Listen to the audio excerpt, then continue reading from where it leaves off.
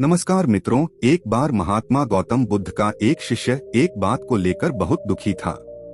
वह उस बात से बहुत परेशान था और उसकी इस परेशानी का कारण यह था कि वह लोगों के द्वारा किए गए अपमान को, उनके द्वारा दिए गए तानों को बर्दाश्त नहीं कर सकता था।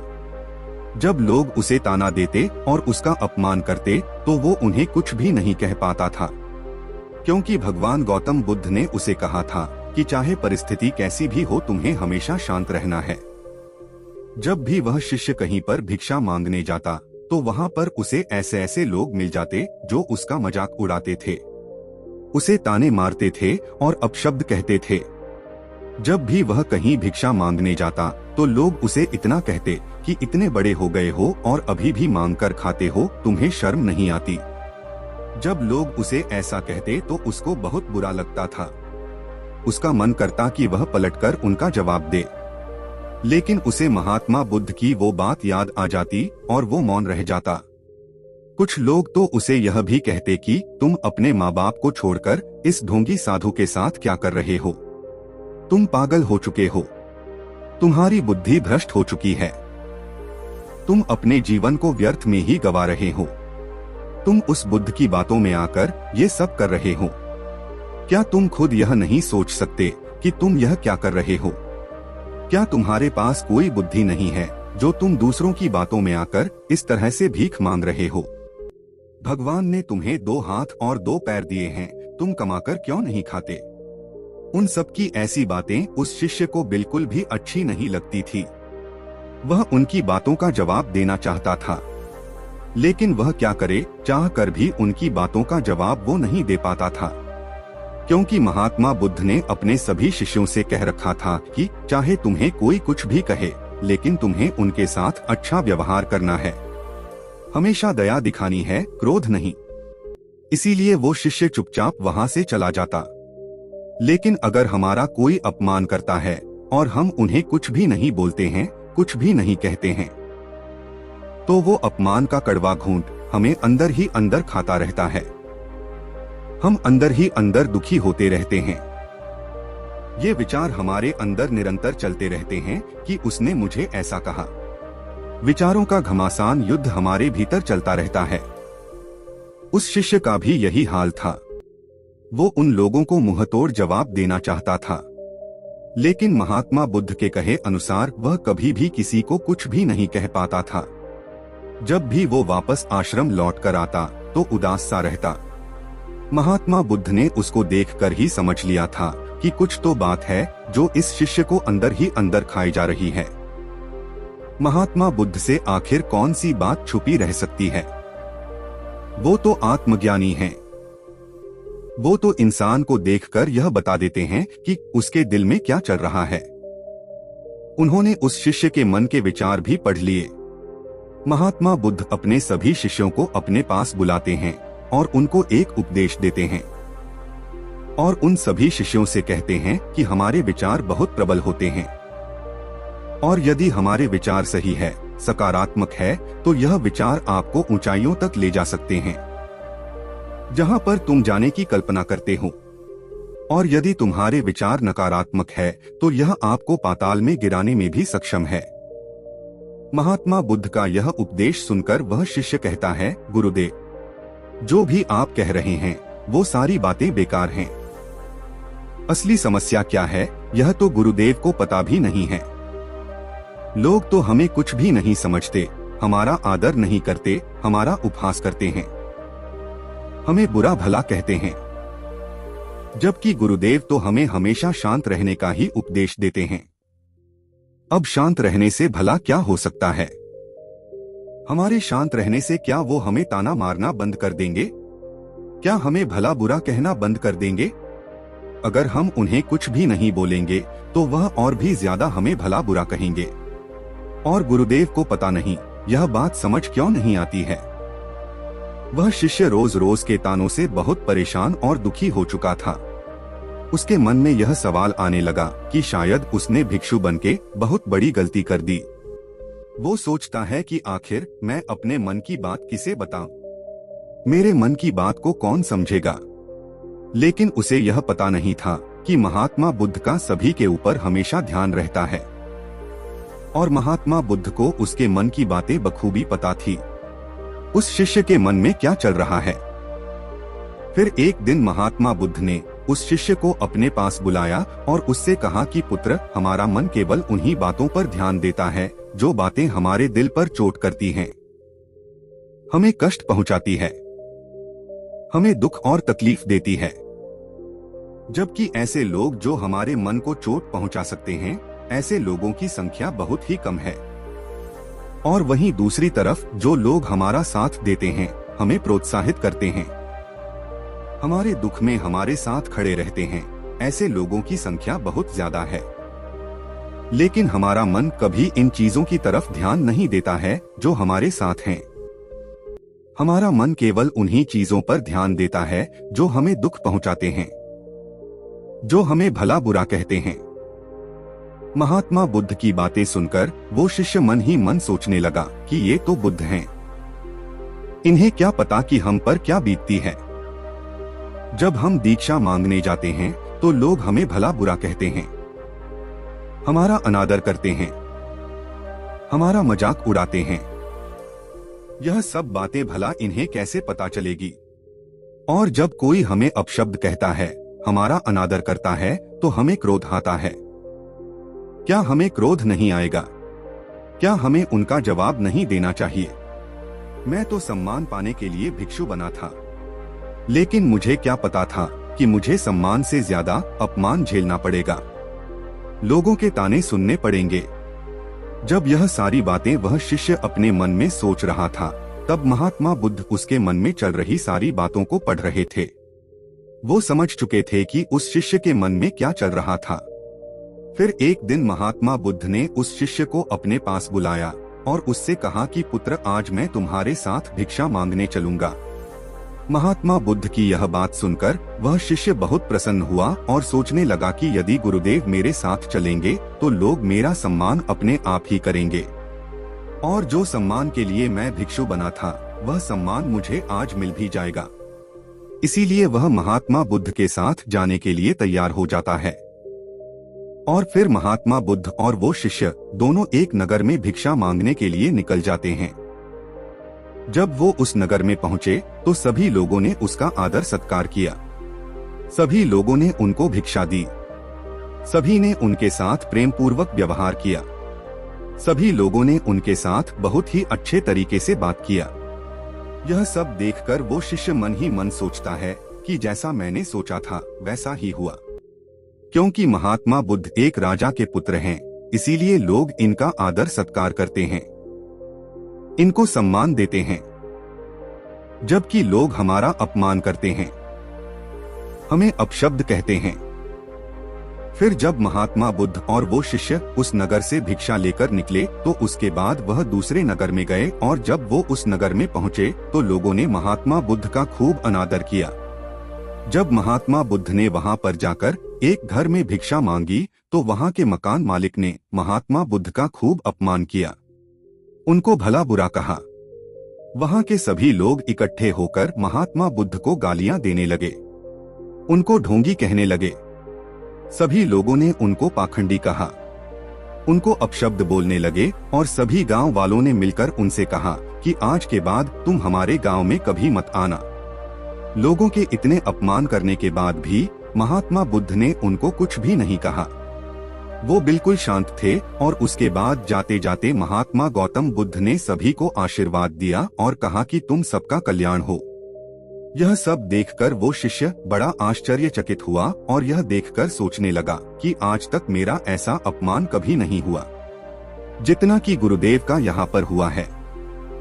और कोई मुझे जरा सा भी कुछ कह दे, मैं तो क्रोधित हो जाता हूँ और उनको जवाब देने के लिए उतारू हो जाता हूँ। लेकिन गुरुदेव तो बिल्कुल शांत हैं, जैसे इनके साथ कुछ हुआ ही नहीं है। उन्हें इन लोगों की बातें सुनकर जरा भी क्रोध नहीं आया, और तो और इतना सब कहने के बाद भी उन्होंने इन लोगों को आशीर्वाद भी दिया। जिन लोगों ने उनके साथ इतना बुरा व्यवहार किया है, उनको इतना भला बुरा कहा है। इसके बाद महात्मा बुद्ध और वो शिष्य वापस अपने आश्रम लौट आते हैं। तभी उस शिष्य ने महात्मा बुद्ध की तरफ देखा और उन्हें देखकर सोचने लगा कि क्या गुरुदेव को अभी भी क्रोध नहीं आ रहा है। वो लगातार महात्मा बुद्ध की तरफ देखता रहा। वो ये सब देखकर बड़ा आश्चर्यचकित था कि इतना सब कुछ हो जाने के बाद भी महात्मा बुद्ध को थोड़ा सा भी क्रोध नहीं आया। वह इतने शांत कैसे हैं? यह तो उसी तरीके से शांत हैं जैसे वह पहले थे। उनके मन में किसी भी प्रकार की कोई हलचल नहीं थी। उनके चेहरे पर किसी भी तरह की कोई तकलीफ नहीं थी। ये सब देखकर वो शिष्य महात्मा बुद्ध से कहता है कि हे गुरुदेव, आप इतने शांत कैसे हैं? अभी अभी आपके साथ इतना कुछ हुआ। गांव वालों ने आपका अपमान किया, आपको इतना भला बुरा कहा, आपकी खूब बेइज्जती की, फिर भी आप इतने शांत कैसे हैं? अब हम उस गांव में कभी नहीं जाएंगे। उस गांव के लोगों का हमें बहिष्कार कर देना चाहिए और उस गांव में कभी भी किसी को भी नहीं भेजना चाहिए। फिर उस शिष्य ने महात्मा बुद्ध को हाथ जोड़कर कहा, हे गुरुदेव, वहां के लोग हमें कभी नहीं समझ सकते, इसीलिए अब हमें वहां पर कभी नहीं जाना चाहिए। वहां के लोग सिर्फ हमारा अनादर करते हैं, हमारा मजाक उड़ाते हैं। हमें वहां के हर एक व्यक्ति का बहिष्कार कर देना चाहिए जो हमारी बातों से सहमत नहीं, भला हमें वहां क्यों जाना। उस शिष्य की ऐसी बातें सुनकर महात्मा बुद्ध मुस्कुराए और उस शिष्य को अपने पास बैठाया और उससे कहा कि मान लो एक व्यक्ति है जिसे एक गड्ढा खोदना है, तो क्या पृथ्वी कभी उसका विरोध करती है? यह सुनकर वह शिष्य बोला, बिल्कुल नहीं गुरुदेव। फिर महात्मा बुद्ध ने उस शिष्य से एक और प्रश्न किया और उससे कहा, मान लो कि इस नीले आकाश में कोई विभिन्न रंगों से कुछ चित्र बनाना चाहे जिसकी वो कल्पना करता हो, तो क्या वह उस नीले आकाश में चित्र बना सकेगा? इस सुनकर वो शिष्य बोला, गुरुदेव, यह तो संभव नहीं है। यह सुनकर महात्मा बुद्ध ने कहा कि बिल्कुल सही कहा, क्योंकि वो ऐसी जगह है जिसमें वो कभी रंग भर ही नहीं सकता है। आकाश में हमें सब कुछ दिखाई पड़ता है, लेकिन हकीकत में वहां पर कुछ भी नहीं होता है। फिर महात्मा बुद्ध ने अपने उस शिष्य से अगला प्रश्न किया, मान लो कोई व्यक्ति एक जलती हुई मशाल लेकर आता है और वह जलती हुई मशाल से नदी में आग लगाना चाहे, तो क्या यह संभव है? क्या वो नदी में आग लगा सकता है?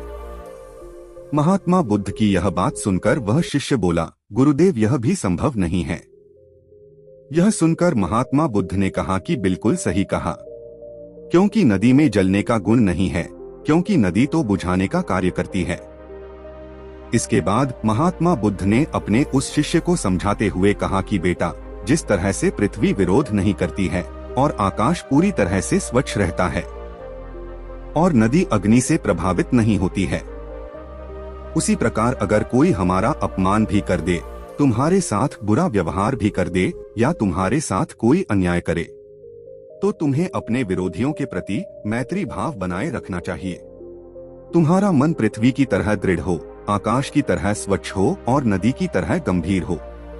जब तुम तुम्हारे मन में करुणा का भाव बनाए रखते हो, मैत्री का भाव बनाए रखते हो, तो कोई भी तुम्हारे मन को विचलित नहीं कर सकता।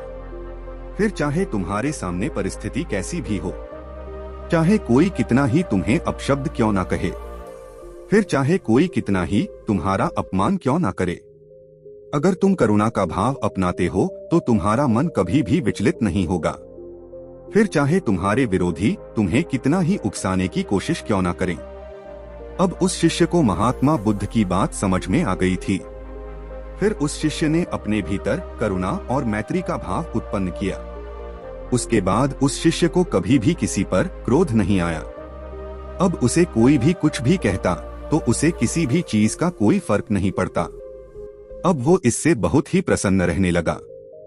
दोस्तों, उस शिष्य ने तो समझ लिया, पर आप लोग नहीं समझ पा रहे कि यह बात हमारे जीवन में सही है या फिर नहीं है। क्या कोई हमारा अपमान करे तो हमें उसे कुछ कहना चाहिए या फिर नहीं कहना चाहिए?